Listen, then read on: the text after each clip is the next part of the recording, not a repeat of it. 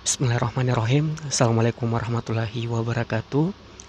Rabbi zidna ilman warzuqna fahman. Allahumma sholli wa sallim ala sayyidina Muhammad wa ala ali sayyidina Muhammad. Alhamdulillahirabbil alamin. Sekarang kita berada di pertemuan ketiga. Kalau sebelumnya kita sudah pertemuan pertama dan kedua itu sudah membahas kontrak perkuliahan dan menjabarkan apa definisi dan pengertian dakwah itu sendiri, yaitu kita sudah mempelajari apa asal kata dari dakwah, yaitu da'a ya da'u, berasal dari kata bahasa Arab. Kemudian siapa saja yang berhak melakukan dakwah dan bagaimana landasan hukum untuk berdakwah. Ya, kita sudah bahas di pertemuan kedua di live Zoom meeting ya kemarin. Ya, jadi sebelum kita membahas pertemuan ini, saya akan mengulas sedikit terkait pembahasan kita di minggu lalu. Ya, jadi bahwa pada dasarnya dakwah itu adalah mengajak, ya, mengajak manusia dari jalan yang salah ke jalan yang benar, mengajak manusia dari yang lupa menjadi ingat, mengajak manusia dari hal yang salah menuju ke hal yang benar. Ya, jadi pokoknya dakwah adalah kegiatan untuk bagaimana kemudian kita saling mengingatkan. Jadi dakwah bukan saja diperintahkan untuk para dai, para juru dakwah, sebagaimana yang kita telah jelaskan bahwa ayat yang memerintahkan kita untuk berdakwah itu bersifat universal, bersifat general, bersifat semua. Ya, kuntum khaira ummatin. Semua manusia, mulai dari yang terdidik sampai yang tidak memiliki pendidikan, mulai dari yang dewasa sampai yang anak-anak, mulai dari yang tua dan yang muda, semua, ya, kita adalah semua makhluk yang terbaik, yang bisa, ya, yang diperintahkan untuk menyeru kepada kebaikan, melarang kemungkaran. Ya, wa ulaika humul muflihun, dan itu adalah orang-orang yang beruntung ketika dapat melakukan dakwah ini. Ya, jadi dakwah itu bukan cuma berada di podium, bukan disampaikan kepada seorang dai, ulama, mubalik, tetapi lebih luas lagi, dakwah itu bisa kita lakukan kapanpun dan dimanapun, dan di suatu kondisi apapun kita bisa melakukan yang namanya dakwah. Ya, karena dakwah tidak sebatas mengumpulkan jamaah kemudian kita berbicara pada suatu podium, tetapi dalam kegiatan sehari-hari, dalam pergaulan kita bisa melakukan aktivitas dakwah ini. Ya, jadi itu ya, bahwa pada intinya dakwah adalah kegiatan yang mengajak, menyeru, mengundang, ya, manusia untuk kembali kepada jalan Allah. Oke, sekarang saya akan membahas tentang bagaimana komunikasi di pertemuan ketiga ini saya akan membahas relevansi antara dakwah dan komunikasi. Ya, jadi ini penting kita untuk ketahui karena jika kita melihat antara dakwah dan komunikasi ini sangat dua variabel yang sangat relevan, ya, dua kata yang tidak akan terpisahkan, di mana dakwah adalah suatu kegiatan komunikasi, ya, ada penyampaian pesan, ada kegiatan untuk mempersuasif, ya, menyampaikan pesan dari seorang komunikator kepada komunikan. Dalam hal ini kalau dalam bahasa dakwahnya dari seorang dai kepada mad'unya. Ya, jadi dakwah itu adalah aktivitas komunikasi, ya. Jadi semua berbau dakwah, semua kegiatan dakwah itu adalah bagian dari komunikasi. Tetapi tidak semua komunikasi adalah dakwah, ya. Itu yang harus kita pegang kata kuncinya ini, bahwa dakwah adalah komunikasi, tetapi komunikasi bukan selamanya dakwah.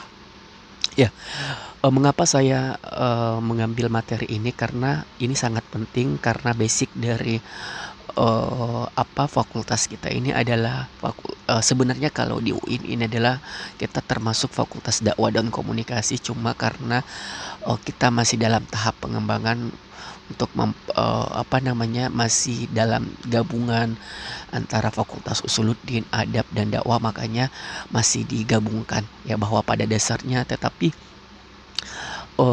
basic komunikasi harus dimiliki oleh mahasiswa Fuad, ya, mahasiswa Fuad, karena dalam berdakwah itu adalah kuncinya juga adalah komunikasi.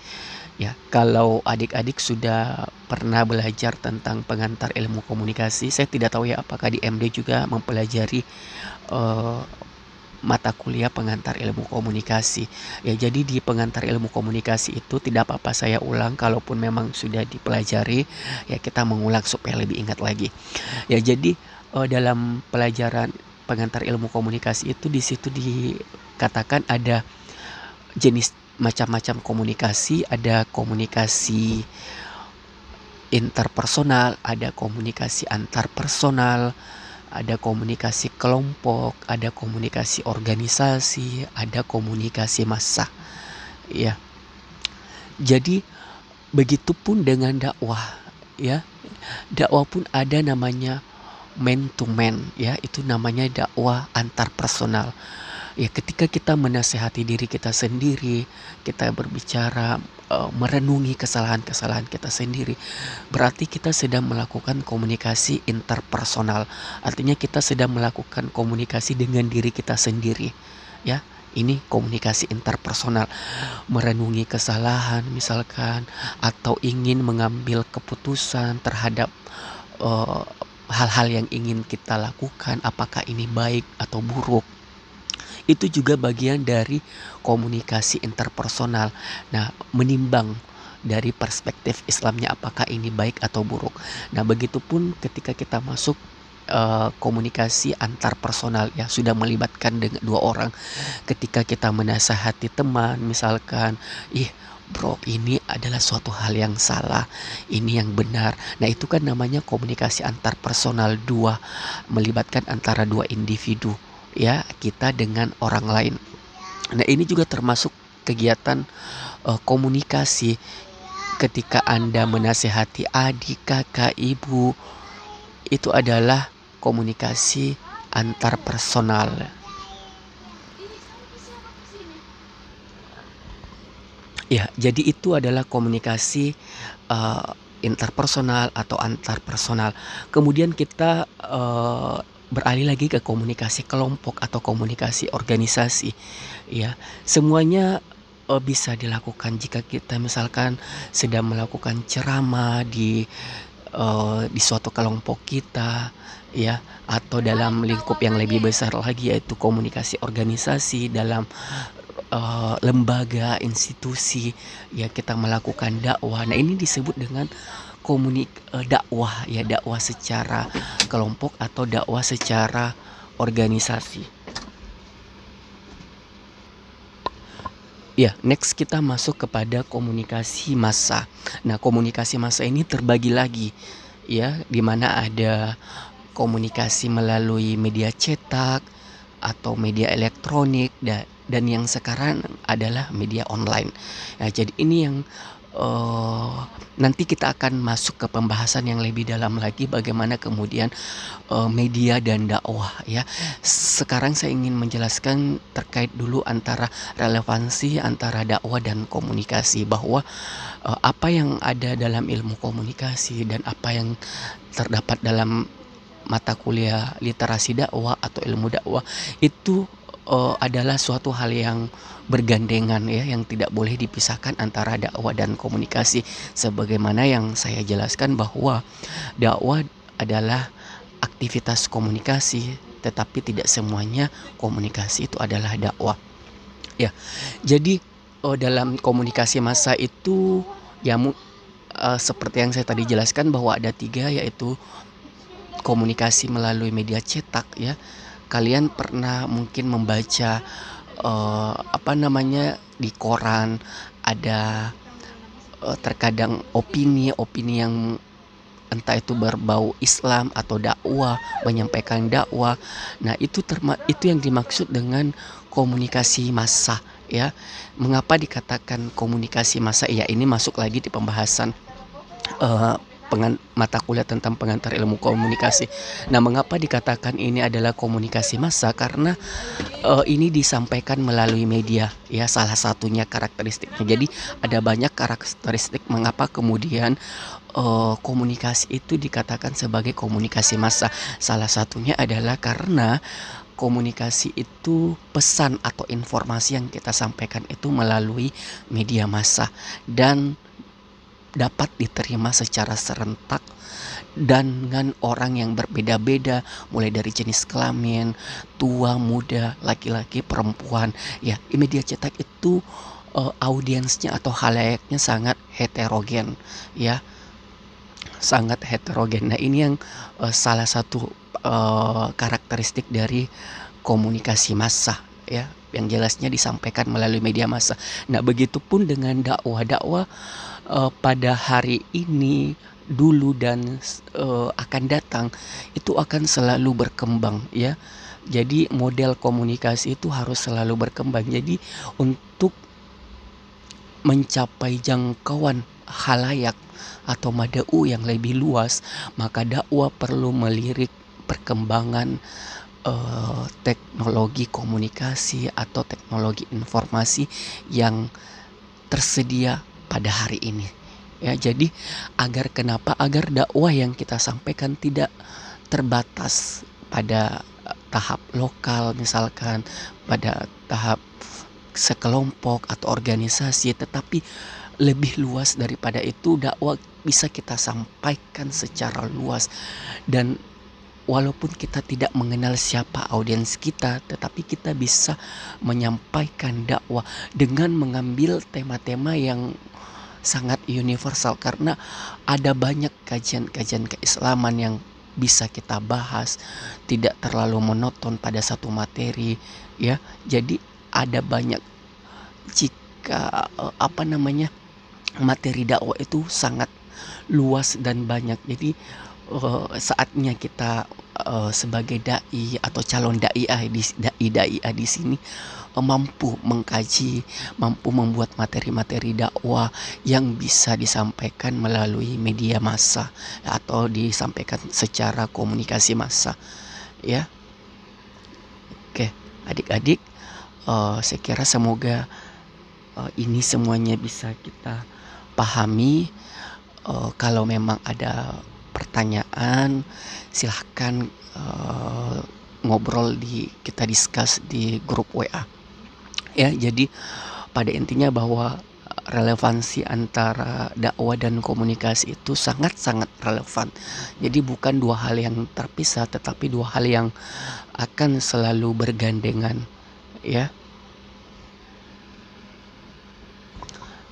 Jadi esensi dari dakwah dan komunikasi itu bagaimana kemudian pesan yang kita sampaikan itu dimaknai berbanding lurus dengan apa yang diharapkan oleh seorang dai atau seorang komunikator kepada halayak atau mada'unya atau pendengarnya ya. Jadi karena komunikasi itu bisa dianggap berhasil bila respon penerima itu mendekati apa yang dikehendaki oleh sumber yang menciptakan pesan. Dalam hal ini adalah komunikator atau seorang dai. Karena dalam proses komunikasi itu terjadi sebuah proses pemberian makna, ya, mentransformasi pesan dari sender kepada receiver.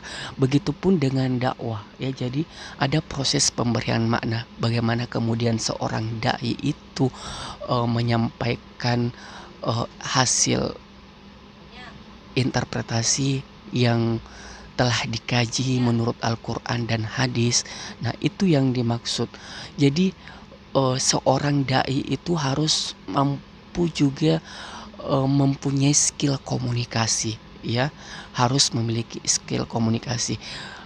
Bukan cuma dakwah, seluruh aspek